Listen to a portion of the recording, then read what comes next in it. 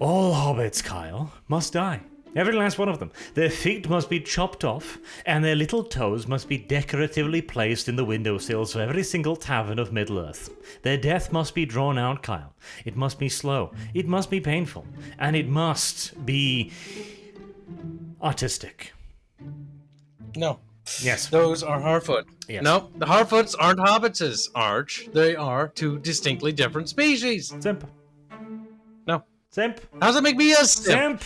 That does not make me a simp because I'm distinguishing between Hobbit and Harfoot. The Amazon are the ones too. It's like, we can't call them Hobbit. Why? Cool, we'll get sued. I like that, though. I kind of wish they would. I kind of wish they would get sued. The best part of today's episode 4 of Lord of the Rings was that there were no Harfoots, not a single one. And the worst part is, I didn't even notice until Lilith, after we finished watching it with Dev and her, at the end of the episode, was like, there were no Harfoots. And I was like, damn, you're right. Thank God. That's... Yeah. Like, honestly, the show's quality actually improved slightly. We still had the Belf part. The Belf part is just bad. The Harfoots are such a thoroughly pointless existence. And so They exist to introduce Elrond, but yeah. we've got 4 storylines now. So we've got Galadriel making enemies in Numenor. We've got Black Elf making enemies, or friends technically, in his captivity, which he is released from because reasons. Then we have Elrond and Disa and Durin, the only good part so far. And then we have the Harfoots. And the Harfoots do not matter. The problem is, this probably means there's an extra long Harfoot episode next week. Oh, no. I do not. No. I am really done with the Harfoots. They're not very interesting, and they're kind of annoying, and they don't have any... Like, let's be honest. The show has slightly improved. Not just because the Harfoots aren't on screen, and not all... Well, partially due to the fact that this episode time skips like a Game of Thrones episode, or not Game of Thrones, a House of Dragons episode. And it focuses more on Elrond here and Dwarf Man. Oh, I always forget his name. Durin. And it's the sort of like, it's a stereotypical, like, you know, kind of run-of-the-mill bromance level stuff, but it's actually done, and it's not like it's trying to paint them as gay, thank God. So it's finally like, okay, finally we have something of substance here. So like, out of the 4 storylines, the dwarf one is the only one I'm kind of enjoying. Not because of the storyline. The storyline's stupid. The storyline is Elrond's building a tower to make the rings, because it's a forge, okay, fine. And Durin's like, we've found mithril and we want to dig it, but for some magical reason it makes our cave collapse. Like, mithril wasn't rare because it magically caused rock to just stop being rock nearby. It was because the dwarves dug too deep too greedily. And this is not too deep or too greedily. This is literally a side passage to an already established corridor.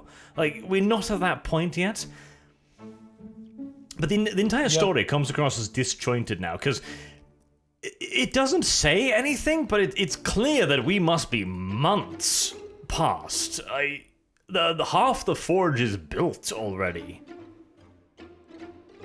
No, like, when they show us the Elven scene where Galadriel, or not Galadriel, gosh darn it, Celebrimbor and Elrond are, like, hanging out in, was it Linden or something? No, not Linden. Whatever. Either way, they look out the window and they see this giant, like, Tower of Babylon being built, right? And it's already, like, halfway complete, and this is a large pyramid-shaped, like, structure.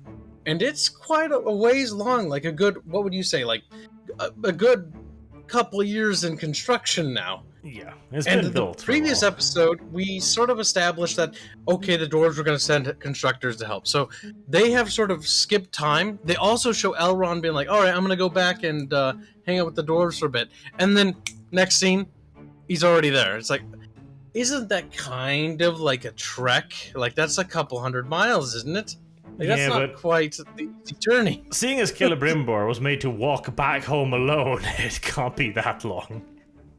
That's true. The previous episode, he's like, all right, I got this. Celebrimbor, you go ahead and head back. I'll take care of it. He's like, okay, thanks for making me walk all the way here. I'll walk unescorted back. Bye.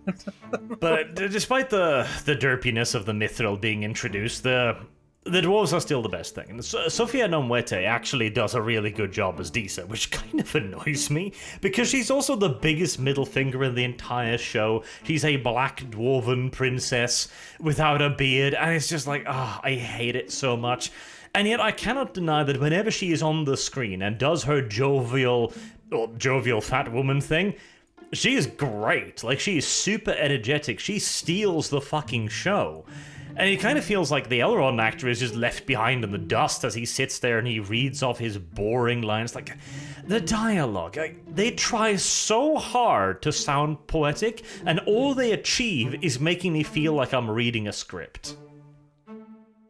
Yeah, it doesn't feel like very natural in some ways. And I think that also is partially on some of the actor choices and actresses they picked.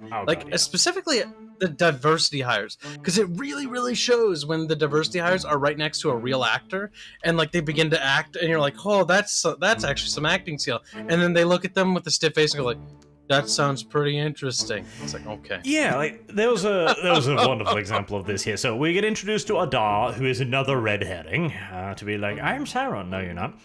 And he is one of the originally corrupted elves, which is unlikely, but it's theoretically feasible, as the orcs were originally elves, and they were far underneath the ground for millennia, or at least centuries, etc.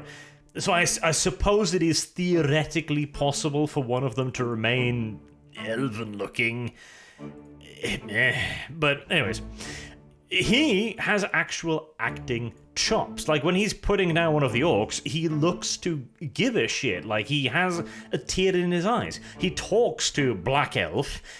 Like, he has a rhythm to it. He doesn't sound as forced as the others, even though you can hear him struggle a bit with a bad writing. Like, he actually does a good job. He delivers a performance, and then camera switch over to Puerto Rican man who's like, who are you? Are you some kind of, like, elf? And he's like, I'm a god. And he's like, what does that make you? It's like, okay. As he stares at him with the one facial expression he has, just mild bafflement, as if he doesn't quite understand why he's here.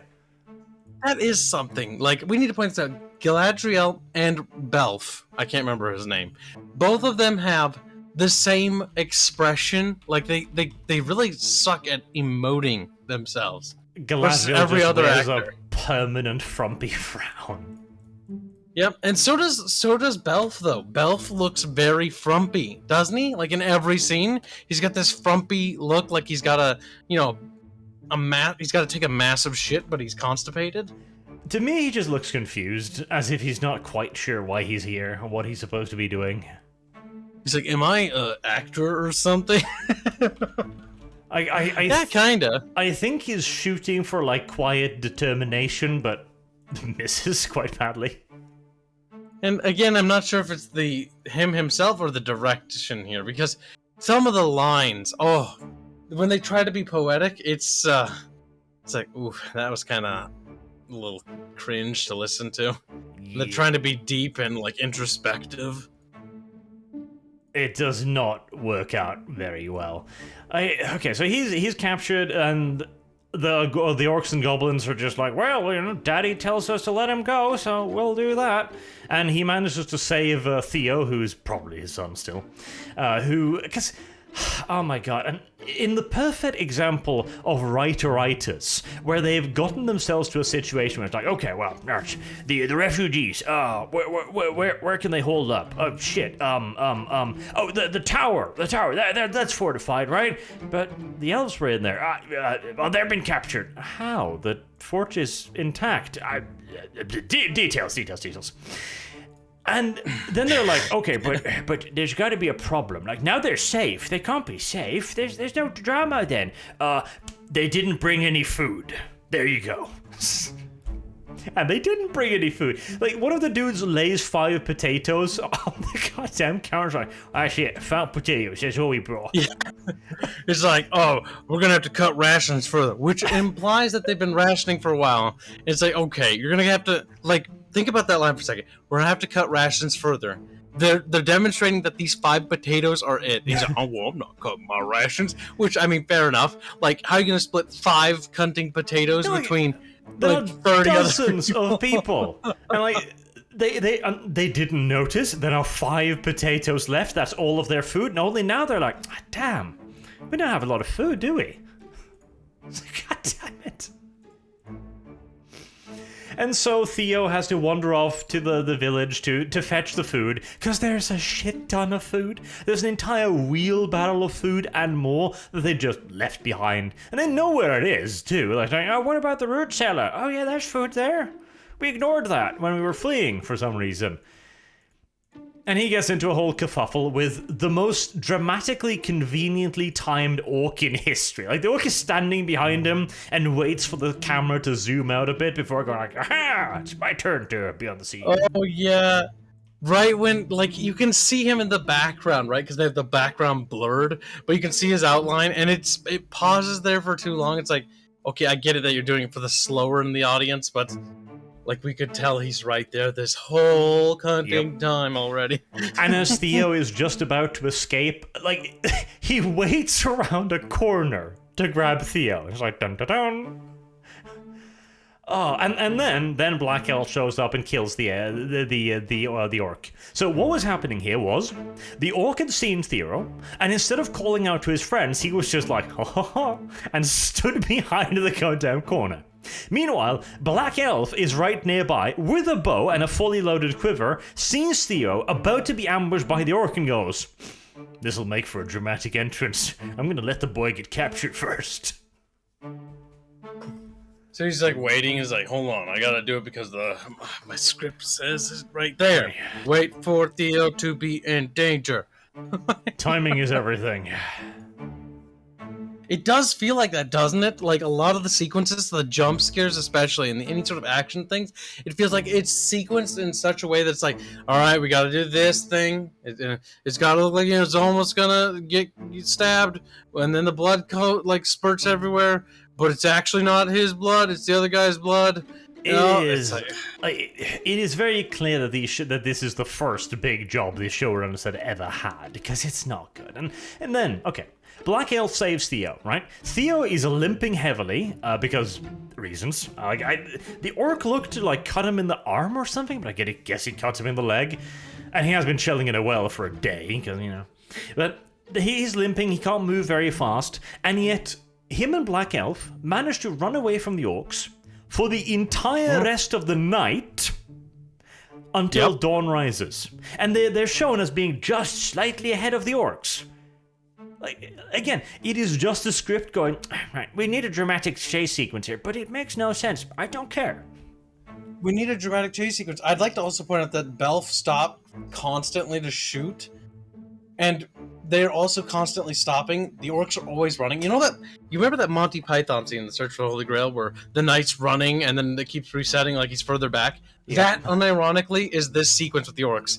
Like, they're running and getting closer, and like, well, they can't actually get them, so then the next scene shows them further back, and they're running and they crest the hill again, and then does it again and again. It was comical how much they kept doing that. There's a scene where he kicks Theo to the ground, so that he will intercept the path of an arrow, and then he grabs the arrow out of the air. So, like, first and foremost, that was a danger you created. But secondly, like, this feels like a Legolas fuck you moment. It's like, I'll do a thing that Legolas couldn't do. But the problem is, you know what Legolas would have done? He would have just kept running and shooting the orcs while he was running. Yeah, they would have already gotten away. Like, Legolas would have done this with breeze. The best part is I do like it. We need to focus on that. He kicks this wounded kid, like, he kicks him in the back, and he kicks him hard. And so you can see his spine bend as he, like, you know, from the energy as he's, like, flung to the ground. You know, luckily he didn't break his spine. Now he's got the wind knocked out of him, and as he's falling, his body, while this guy kicks him, is now directly in the path of an arrow, which was not before. But the way they try to show it is that he's, like, catching the arrow to stop it from getting to him, and then he uses it to shoot an orc. That'll be really cool. Well, the problem is he kicked him into the path of an arrow for no reason, other than the fact that I think he just really hates that kid. It's also one of those problems where, okay, cool. He's an elf. This is the first elven thing he's done. He's got incredible reflexes. Awesome. He snatches an arrow out of the air. Right, okay. Now do it again. Like, you run out of arrows. He runs out of arrows shortly thereafter, but the orcs are still shooting arrows at him. Do that thing. Do that thing again. Why are you not doing the thing again? Like, that's the problem. When you give them superpowers like this, I then have to sit there and go like, why isn't he just, picking the arrows out of the air? If he can just, like, push him aside, like, what is he doing? Like, there's no threat here. And then, oh my god, they get to the edge of the forest, the sun arrives, the orcs stop, right? Yep. And it's all very predictable. And then the orcs stop, but they don't shoot for a while. And as we're right as we pointed out, after the long pause, they start shooting at them. But it's okay. The sun causes them to, fire wildly inaccurate shots that clap harmlessly all around them. Because this time, of course... Okay, right, so when they were looking for Theo, the orcs were out in the light during the day, looking for him actively the whole day long whilst he hid in the well. But now, once again, oh, the sun is out. Now the orcs can stop. Oh, God, the sun is out. But we didn't care 5 minutes ago. Yeah, but now, though. Do you like how Theo decides to try to escape at night when the orcs are most power at the height of their power and like awareness? Yep. And also the fact that, the orcs can goddamn smell them, except when they can't, etc. Oh, yeah. Yep, because the thing is, they try to imply with the water in the well that, like, oh, maybe he can't be smelled. But the problem is they also show orcs, like, smelling him, like, right away, like... And then, like, they stop comically because the orcs are like, hey, come over here. And he's like, okay, I guess I'll just stop investigating. Because orcs are known for being really obedient and not self-centered. Oh, like, the writing is just poor. And it's amateurish. That's what it is. Like, it all comes, like, the dialogue itself. Again, they're trying to write. They're trying to write it in this Shakespearean way, and they fail utterly. It comes across as stiff and uninspired, and just like you can tell the actors are struggling with the words because they don't sound natural. They don't sound like they flow correctly. Like even in the Lord of the Rings, the original 3 movies, right? A lot of the time they just speak normal because that puts you in the frame of mind of normal. And then they make something poetic out of that. And so it blends quite beautifully. It also helps that the actors were actually, capable there. Yeah, they could also pull it off. So even if the line wasn't perfect, they could sort of, wing it in there. And it also was the overall presentation. Like, the Lord of the Rings built up goodwill right from the get-go. From the very first, ideas of Hobbiton, etc., there's building goodwill. It was presenting the subject material in a respectful and good way, meaning that you ignored the little gaffes here and there, and combined with the good music, the visuals, it makes even cringy lines, like Sam going like, I may not be able to carry your burden, Master Frodo, but I can carry you, sound epic. Now imagine these actors delivering the same line. Gosh, I remember seeing that scene as a kid and going like, holy shit, like that is the most bro moment of all history. Mm-hmm. And he's just like carries them, the dramatic music plays as they're climbing the Mount Doom. It is really, it's actually inspirational. Now imagine Black Elf saying that to Theo. And he just like looks at him with the expression of like, I just kicked you and I feel nothing. Absolute non-care, that blank man. I might not be able to carry your burden, Theo, but I guess I can carry you. Drags him by the hair. Side. He's just screaming as he's dragged up the side Thumping of the over Roos, like thump, thump, thump, thump. Like even the orcs pause for a second and like, Jesus. That's a bit fucked up. That's how they managed to escape. Oh, and Theo's mother shows up out of nowhere because she's got a Theo detection device, I guess. Yep. Theo detection device. She shows up out of nowhere right as they're in the forest, by the way, with a sickle. Like she's gonna fucking fight with, like, I'm gonna save my boy with my sickle. It's like, okay, you and your sickle are gonna have a good time. Oh, it's just dumb. And of course, the Elf Fortress, by the way, the one they've been inhabiting for 70 years, or inhabiting, a derelict ruin. They haven't bothered repairing the walls. The doors are busted open. It's just a wreck. Like, the elves just do not care here. It's kind of great. One thing I do want to quickly draw attention to is, in the scene when Theo and his friend go to the town to gather food, you'll notice that his friend, as he's carrying the wheelbarrow, is looking around and is panicked and scared, as you would be in that situation. And Theo just doesn't actually have any emotion. Like, he's just like, whatever. Like, I don't care. I've got a magic sword thing. It's not a big deal. It's like, oh, okay. So you're telling me this young adolescent teen isn't going to be at all scared by the fact that entire villages have gone missing? He almost got killed. He was in a closet. Remember in the previous episode, too afraid to come out, and only until like we absolutely had to did he come out to save his mother, because he was so petrified. And now he's like not scared anymore. No, he's fine. He's good. As if not scarred by that horrific scene where he had to kill that orc. Oh god, speaking of scarred. That scene with Galadriel scaled skull. It's early in the morning, okay. Scarred me. Okay, so Galadriel gets thrown in prison because she's acting like an insufferable prick continuously. And Halbrand's like, right, so why did she throw you in prison? She's like, I don't know. I'm like, no, think about it for a second, Galadriel. I don't know. No, actually, like, fucking chill. He's like, oh... It was because I wanted to see the king, and the king's indisposed, so there must be something wrong with the king. And you can just see Halbrand going like, you're just like a horse, aren't you? And then she's like, don't call me a horse, Becca. And it's like, okay, show. Okay. Oh god, like, this is Galadriel. Like, I think at this point, how old is she? She must be like 1,000, 2,000 years? Yep, and she's also a sorceress too, don't forget about that. But the show's forgotten completely. Okay, so judging by just a quick little Google, so she should be something along the lines of 2,000 years at this point. Like 1,500, 2,000 years. And yet she's still a complete and utter goddamn idiot.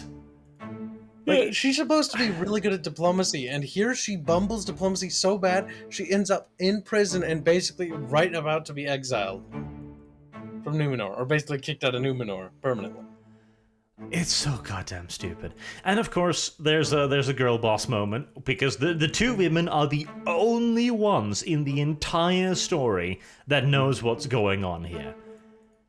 And hey, at least, I'll give the show this, right? So, Black Queen knows that once the tree starts shedding, that means that it's an omen, right? She got to do something. So she puts Galadriel on a boat to expel the refugees, and then the tree's like, no, hold on for a second. And the wind is very convenient because it, blows the petals right to her. And she then goes like, okay, fine, I'll call her back because clearly there's something wrong here. You know what? I'll give it credit for that. That is a common sense decision. It's like, our magic tree is speaking to me. Our literally magic tree, and she goes for it. Valara crying, yep. Yeah, like, and that's okay. That was actually a good scene because the character actually does react. Because we were watching the scene as she's sailing out the boat, and we were both of the opinion, along with Dev and Lilith, that oh my god, like the tree is literally crying, and you're just gonna let this happen. You used your father's Palantir to see into the future that if the tree cries, it's one of the omens besides the elf showing up that Numenor is going to sink. And you do nothing, and then she actually does something. She actually goes and she gets her to come back, and it's like, no, I will escort her back, and we will send warriors from Numenor to alleviate the peoples of the Southlands. Now this is also going to be a Sauron plot, because Halbrand is Sauron. Like, I am 98% sure. It'll be determined whether or not he stays or not, because what's going to happen now is that the Numenorians are going to be corrupted properly whilst they're away, and then they'll return for a little bit. Isildur will gather up the branch of the tree as they're trying to burn it, etc., and then they'll escape, and Numenor will sink. And I also think there's probably some disjointedness in the timeline here too, because, okay, right, the plot contrivances. Right, so Halbrand, the king of the Southlands, which is now under siege, Galadriel has decided, with essentially no evidence. She's like, oh, Sauron's totally real now. And Black Princess too is like, oh, Sauron's back? Well, I didn't know. I've been told he was dead. No, he's back. Doesn't doubt it for a second. They just accept now that Sauron is back and that he's in the Southlands, and the Southlands is under siege. This was not established in the slightest. Now, Halbrand mentions enemies and corsairs and shit, but last I checked, the orcs weren't big on corsairing or naval warfare in general. That's specifically why they brought the Black Numenorians to raid Gondor. Yep, because they needed seafaring experts to handle the waters. Yes, so it doesn't make sense that Halbrand would have fled. And bear in mind, the Southline is far away from where Galadriel swum to his ass. I mean, that is a ridiculous distance. Like, that is Shire to the Mount Doom like 3 times over on the ocean to Numenor. Yep, because she basically got to the gates of Valar. Or Valinor. And she jumped up and then started swimming back, and then ran into that raft, which implies that raft had drifted almost into Valinor. Which is impossible as well, but hey, details. Don't worry about it. That or she literally swam leagues and leagues upon leagues in order to get... It is so contrived. The only way you can explain it is because either A, incompetent writing, or B, incompetent writing, but presented as my master plan. Kikakudori desu. Oh, stop it. But yeah, it is just bad writing. I mean, that whole plot line and her having to jump overboard and swim and all these convenient things just coinciding and aligning. Like, it's one thing to have like a shipwreck or something, right? It's like, I hop up my boat, I'ma swim back to Middle-earth. It's like, you're gonna swim across an ocean. I love that. Like an ocean for hundreds and hundreds, if not maybe even 1,000 or so miles, but probably hundreds to give her the benefit of the doubt. Swimming hundreds of miles against currents, good luck. So for a quick reference here, let's see. The Atlantic Ocean at its narrowest point is about 1,770 miles. So, like, let's be generous here and say she was only halfway, right? There's a quick swim of about 500 miles at least. That's easy for Galadriel, I guess. 100 miles with currents. That's fine. Dragging you God knows which direction. Listen, she knows the seamanship. She tied herself to the raft, Kyle. Problem is even if you tried swimming, the currents would just pull you where it's like, She has elven bullshit, so she can swim 10 times faster like a little fucking speedboat. That's how it works. And I'm the thing is, I'm kind of liking the intrigue behind it. It's just a shame that it's written so ham-fistedly. Like, if this overall plot was presented by competent showrunners, it might not actually be so bad. But no, we have Payne and whoever the other guy was doing this shit. What was the last storyline? Okay, so we have Galadriel, Black Elf, and Harfoots. Durin Elrond, yes. Elrond and Durin, too. Like, Elrond does okay, but he fades really hard compared to Durin and Disa. He feels like an extra. He feels like he only is able to shine when he plays off them. Like, he has no gravitas. He is no Elrond. Like, he's from Random Elf. Like, that's kind of one of the big problems. You see these big name characters like Isildur and fucking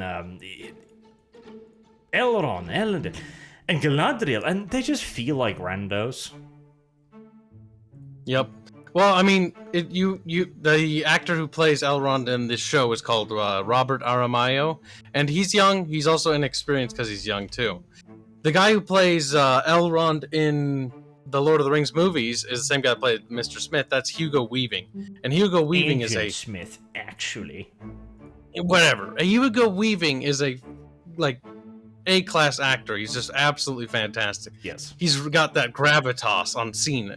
Like, that's why he's often turned into either an antagonist or like a big name character, because Hugo Weaving has gravitas to his acting capabilities. Oh, yeah. And Robert Aramayo is just like, he's a decent actor, but he's just a bit green. Doesn't have that gravity. And the problem is, too, like, whilst I appreciate the idea of casting people with like less veterancy, okay, fair enough. But you still need to cast good actors. Like, you've got a $5 billion goddamn budget. you could have got the best actors on Earth to save this goddamn train wreck. Or you could at the very least have found good actors. But no. Instead, we have Puerto Rican diversity hire and Elrond, who's just, again, he's just so ephemeral. The thing is, Robert, he's... I don't feel too bothered by Robert. Now, the lady that did Galadriel, she is very stiff when it comes to her acting, though. Like, the thing is, this is Elrond. This is goddamn Elrond. Like, he is a big deal even in this age. He's a big goddamn deal. And he doesn't feel like it. Like, there's a scene where he talks to Durin about his father and how he became literally the guider of the star, you know? Like, he has a tremendous amount to live up to. Coming from him now, it just feels like, you know, a random dude bitching about his dad's achievement. Well, this should have come from Elrond. This should have come from a man of achievement, a man of gravitas. Somebody you look at and go like, man, that's that Elrond, who will lead the armies of man and elves to defeat Sauron in the war. And in that case, it would feel like a great humbling, because you're like, holy shit, like, even this figure of legend had a dad who was even more legendary. Yeah, but again, I'm not too bothered about his acting. I think Galadriel's stiff acting is the real fucking stick in the mud here. He's just a novice. And yes, it's bad that he's bad, but Galadriel also has her own arc, and she's portrayed as the main character, and she can't even act to save herself. Perpetual grumpy face all the time. Grumpy face. At least, Robert, at least he can emote. And has emoted. I'll give him that. He has smiles. He smiles, and he frowns, and he does more than one facial expression. Which, to be fair, compared to the rest, that's a big deal. And he plays his part in the Legolas Gimli 2 sequel movie. Yep. Elrond and Durin here are basically portrayed as... they're very Legolas and Gimli. And yeah, it's pretty lazy that they're copying that, because that should be called out, because it's the same character dynamic. It is, but it's done in a way that at least it's entertaining to watch. It's also Thank one God of for those that. ancient cliches. They will forever be cliches, but cliches are cliches for a reason. It's because they're good. And they work, if done properly, yes. Yes. At best, right, okay. Removing the Harfoots, the show has elevated itself in my mind to a 4 out of 10. Yeah, it's almost okay. Like it's just reached the lofty heights of below average. Like, it's still kind of like I'd rather watch something else, to be honest with you. Yep, but at least I'm not in pain. Like right now, if you were asking me whether or not I would like to watch She-Hulk or Rings of Power, I would grudgingly say Rings of Power. Yeah, just from the clips alone, that looks like pain and suffering. It is not much of an improvement, but hey, it's something. It's something. Even if we're at rock bottom. The issue is too, like, that's not good enough for this show. Like, the Rings of Power does not save itself with a meh. Yeah, not at the cost of production, not with all the resources at their disposal. Meh is simply not good enough.